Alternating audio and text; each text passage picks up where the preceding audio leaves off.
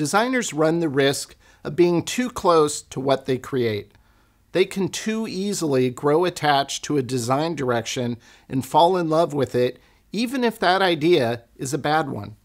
This is how bad logo designs get produced.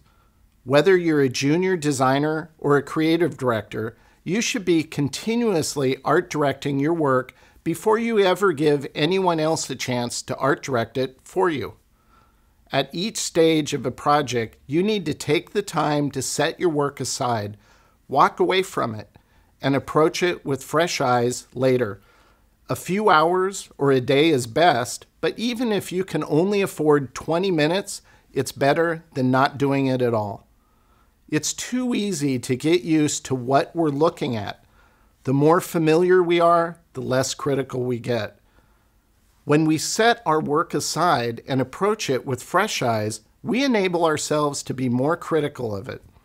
So, as we discussed in a previous video, if something about your design doesn't feel quite right, don't ignore it. Use the fresh eyes approach to identify the problem areas, then fix them. The problem with a lot of designers is they allow their clients to play art director.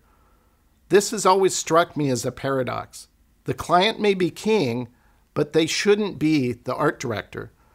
This isn't to say that a client won't have good input to consider, but as far as the refinement of the logo design goes, you need to be steering the graphic ship and keeping yourself creatively accountable.